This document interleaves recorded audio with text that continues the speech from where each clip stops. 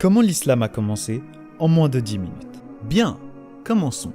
Tout d'abord, remontons le temps jusqu'à un endroit très lointain dans une époque très lointaine. La Mecque, en Arabie, en l'an 570. La Mecque est importante pour deux raisons. Premièrement, la Kaaba, un édifice consacré à l'adoration d'Allah subhanahu wa ta'ala. Deuxièmement, la naissance du prophète sallallahu alayhi wa sallam. Mais il y a un problème. Nous en reparlerons plus tard dans la vidéo, mais pour l'instant, voici son prénom en arabe. À l'époque, la Mecque était un endroit sans foi ni loi, où le seul moyen d'être en sécurité était d'avoir un clan, plein de riches frères qui s'occuperaient de quiconque se dresserait sur votre chemin. Ce lieu était donc dirigé par des familles faisant pratiquement tout ce qu'elles voulaient. Et la religion n'aidait pas. À cette époque, la Kaaba était entourée de 360 idoles qui ne pouvaient rien pour personne. C'était difficile d'y grandir, si comme le prophète sallallahu alayhi wa sallam, vous n'étiez qu'un pauvre orphelin ne croyant qu'en un seul et unique Dieu. Un seul et unique Dieu appelé Allah, le Seigneur de l'univers. Le père du prophète sallallahu alayhi wa sallam était mort avant sa naissance, et sa mère mourut quand il n'avait que 6 ans. Il fut donc adopté par son grand-père, Abdul Muttalib, puis par son oncle Abu Talib, qui inspirait le respect auprès des grandes familles de la Mecque. Le prophète sallallahu alayhi wa sallam était donc en sécurité, ou du moins pour l'instant. Il travailla d'abord en tant que berger, avant de devenir plus tard un commerçant aguerri en achat et revente de biens. Quand il travailla pour une riche veuve du nom de Khadija, elle fut si impressionnée par son honnêteté et ses compétences qu'elle le demanda en mariage. Un mariage lui apportant soutien et sécurité. Chaque année, durant le mois du Ramadan, il se déroulait une grande fête autour de la Kaaba, durant laquelle les gens faisaient des sacrifices pour leurs idoles. Le prophète sallallahu alayhi wa sallam la détestait, alors il allait se réfugier dans une grotte en haut des montagnes, en dehors des villes, pour y méditer. Une nuit, alors qu'il y méditait, l'ange Jibril alayhi salam se dressa face à lui et lui dit « Lis ».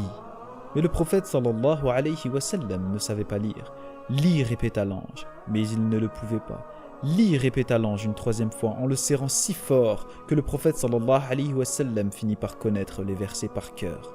Alors il récita le message. « Lis au nom de ton Seigneur qui a créé l'homme d'une adhérence. Lis ton Seigneur est le très noble, qui a enseigné par la plume, enseigné à l'homme ce qu'il ne savait pas. » C'était un message d'Allah subhanahu wa ta'ala.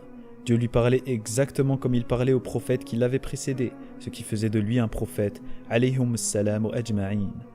Le message fut transmis durant la suite de la vie du prophète sallallahu alayhi wa sallam. Dieu lui transmettait les versets et il les récitait. Ces paroles étaient écrites par ses compagnons et des années plus tard, elles furent entièrement rassemblées afin de devenir un livre, le Saint-Coran. Quoi qu'il en soit, ce fut des années plus tard, alors revenons à notre fameuse nuit. Le prophète sallallahu alayhi wa sallam commença d'abord par exhorter sa famille, ses amis, puis à tout le monde qu'il n'existe qu'un seul Dieu et que tout le monde doit être traité avec justice. Une fois, le message ne passa pas pour l'une des familles de la Mecque, qui aimait faire ce qu'elle voulait, car voyez-vous, Islam veut dire obéissance à Allah, et muslim, celui qui obéit à Allah. Mais ces familles aimaient dicter leurs propres règles. Alors les musulmans traversèrent de durs moments à tel point que certains furent torturés ou même tués. Certains réussirent à s'échapper en Abyssinie, en Éthiopie, mais la plupart d'entre eux étaient prisonniers à la Mecque.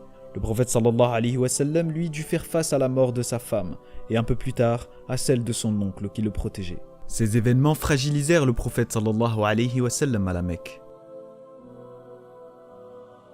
Se sentant mal, il alla prier Allah à la Kaaba une nuit.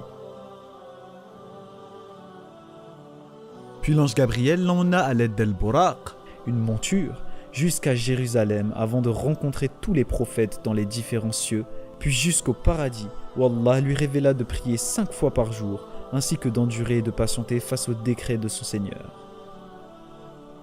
Ainsi, il retourna à la Mecque. Cette nuit prit le nom du voyage nocturne. Que ce soit une simple vision ou un voyage astral, tous les musulmans y croient. Et cela apporta un grand bien au prophète sallallahu alayhi wa sallam, surtout pour les difficultés qui allaient suivre. Puis il y avait cette cité appelée Yathrib.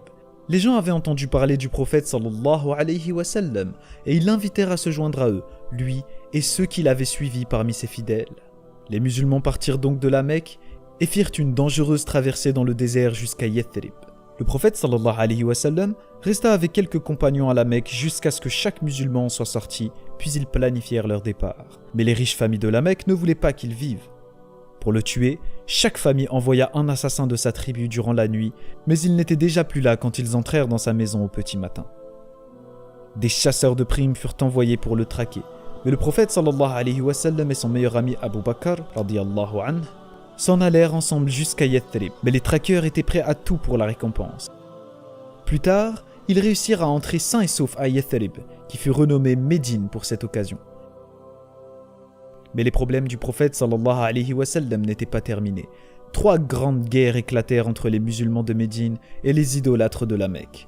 La première était Badr, où le prophète sallallahu alayhi wa sallam et seulement 313 hommes firent face à pas moins de 1000 soldats mécois. De façon miraculeuse, les musulmans l'emportèrent, puis il y eut la bataille du mont Uhud, qui ne se déroula pas comme prévu. Certains des hommes du prophète sallallahu alayhi wa sallam lui désobéirent et ouvrirent une brèche dans les défenses musulmanes. Puis il y eut la bataille des tranchées. Médine était protégée par les montagnes dont 3 de ses côtés. Donc, quand les Mécois attaquèrent de front, les musulmans y avaient construit une tranchée pour stopper leur avancée, et à cause des conditions de la bataille, les soldats idolâtres se résilièrent à abandonner le combat. Ce fut donc une nouvelle victoire pour les croyants. Cette victoire, embarrassante pour les idolâtres, apportèrent le respect des tribus pour l'islam et les musulmans. Un traité de paix fut donc signé à Hudaybiya. Mais cela ne dura pas longtemps avant que les Mécois ne le brisent. Pour le prophète sallallahu alayhi wa sallam, ils dépassèrent les limites. Alors il leva une armée de 10 000 hommes pour reprendre la Mecque une bonne fois pour toutes. Les grandes familles se rendirent compte de l'énorme erreur qu'ils venaient de commettre, et tout ce qu'ils pouvaient faire, c'était se rendre et espérer que les musulmans les achèvent rapidement. Mais le prophète sallallahu alayhi wa sallam décida de les épargner. Peut-être embrasseront-ils l'islam ? Il se rendit à la Mecque et fit 7 fois le tour de la Kaaba avant de détruire toutes les idoles qui l'entouraient, la nettoyant ainsi des traces de l'ignorance et du mal. Grâce à Allah, le prophète sallallahu alayhi wa sallam rétablit la religion du monothéisme pur. Pas d'image, pas de statue, pas d'amulette, mais une seule et unique divinité. Allah, le Seigneur de l'univers, le Créateur qui n'a pas été créé, celui qui n'a besoin de personne, mais dont tout le monde a besoin, celui qui est au-dessus de tout et que personne n'égalisera jamais, Dieu, le tout miséricordieux, le très miséricordieux.